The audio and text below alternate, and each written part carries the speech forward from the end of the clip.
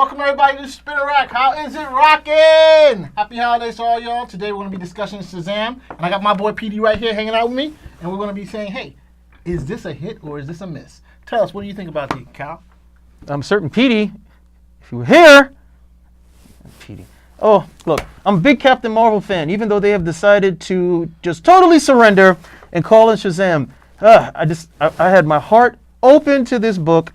And, I don't know. I'm just like kind of on the fence. I'm going to have to read some more. I mean, I still thought it was enjoyable enough for somebody who comes in and you're new to it. You know, I don't think that would turn you off. If you're a longer time reader, this is like a lot of missteps at the end of the day. Yeah, I kind of agree with Cal. I mean, look, this is the art is fantastic. Yeah, David Finch cover. Show the cover again. Yeah, this art is fantastic. You can't beat it. I mean, even the interior art the splash pages are just gorgeous. You know, the detail, the color, the lightning, you just can't get any better than this. And I gotta say that it's Dale Eaglesham, right? That's who's the artist. That just alone, the art alone is great. But there's some serious flaws, I think, with this. Number one, there's a $4.99 price. And I don't think this book is geared towards most... it's not geared towards kids. It's not geared towards the average comic book user. I think it's more geared towards kids, and they're not going to be able to. They're not going to be paying the $4.99. Well, $5.99. You know how many Pokemon cards you can get for $5.99? I know. So I think that this is a mispriced price. We're not knocking you, DC, but we're just trying to give you a better this level of quality. I mean, this level of quality of art, this level of quality of story. This is the wrong book for it. You know. Well, I'm pretty certain he doesn't mean he want lower quality. I'm saying, yeah, it needs to be on a cheaper paper. I don't think it needs to be on this. No, keep the art. You know, keep the art, but you don't necessarily have to have this incredibly shiny gloss paper.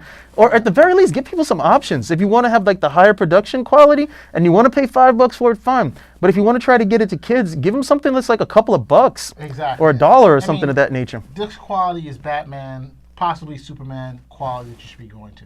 You know, this is the quality you want to use when you're going into like special events like the Doomsday Clock. But for Shazam, I'm not sure. I'm not sure how far this is going in terms of this is a limited series or whether this is a full. It's an ongoing. You know, so if it's ongoing, I don't think this is going to work for long. This may be just the first issue that they do something as glossy as this. Now, as for the story, that's standard. That's a standard comic, so that's every issue. Yeah, but $4.99, I don't think that's going to buy. I mean, that's not the right reader. Through this story here, I gotta say, the classic Shazam, or excuse me, Captain Marvel, you know, I don't think the Billy Batson, especially with the movie coming out, people are pushing the kid angle, the whole Billy Batson being Shazam, you know, a child in a superhuman body, basically. I think that's great. I think it's funny, you can play for laughs. But this whole, what is this, a lightning crew? When they include the whole adopted lightning crew that they have here, I don't think this is going to really work as well. There's just too many people, too many characters to focus. They're not like the Justice League where you have the characters already developed and people know who and what they are and their individuals know themselves.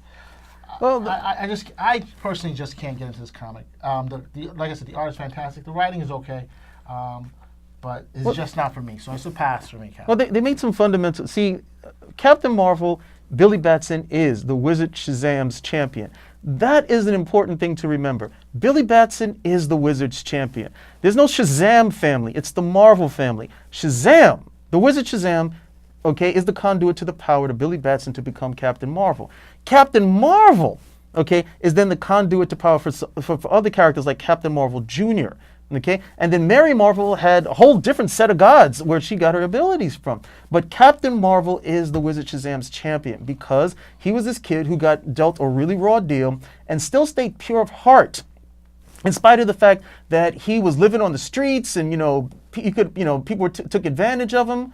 So that was a very important thing, and it doesn't come across in this book. This is more like, hey, you know what you'll do, and hopefully you'll grow into it. That's not a DC character, that's a Marvel character, and that's not Captain Marvel at the end of the day. That's one thing that I realized, okay, it doesn't necessarily work. Then it's like 7 different guys of magic, and the only one left is Mama Ragan, this Aborigine. I was like, this is becoming too convoluted. It was one wizard, and this guy bestows the power. Now, the other problem is, and like you said, you've got 5 other guys sharing the power that he's empowered them for.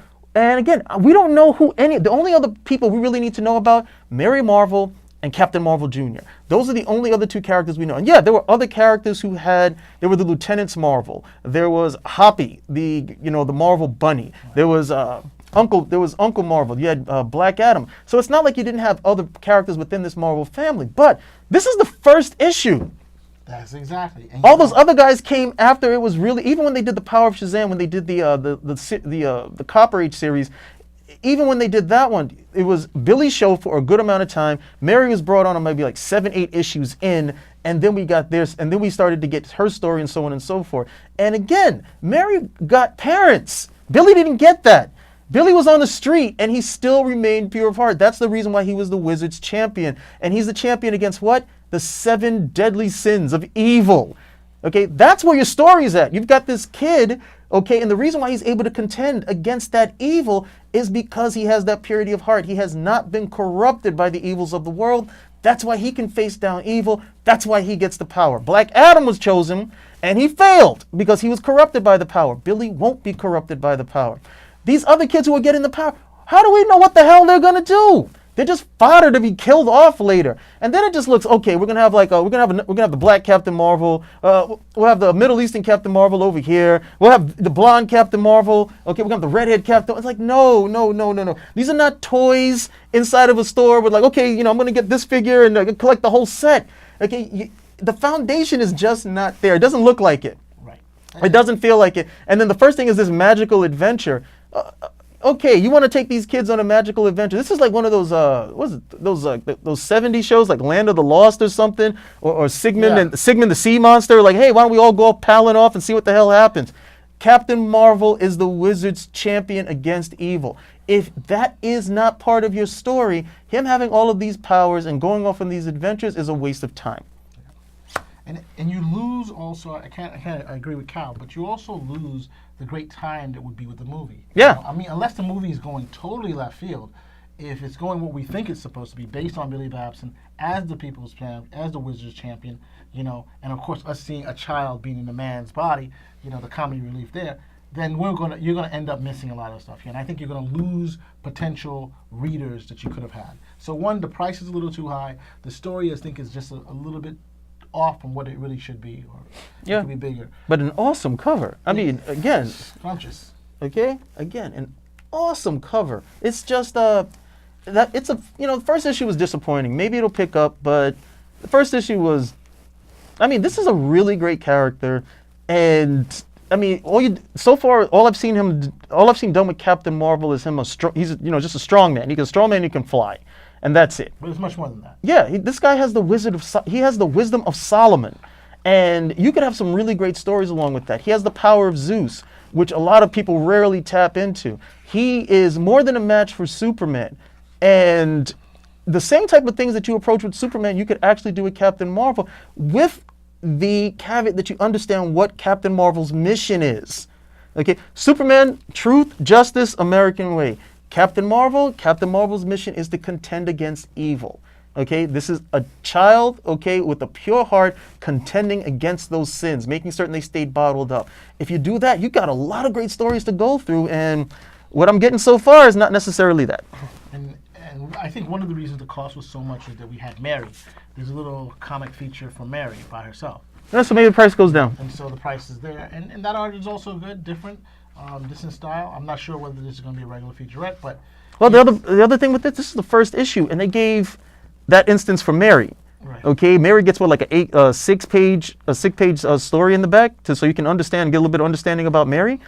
Don't you think we should get a little bit more for Billy, since he's your lead? I think it's 8 pages, bro. Yeah, 8 pages for Mary. That's really good. Okay, we got 2 pages recapping Billy's. He got the power.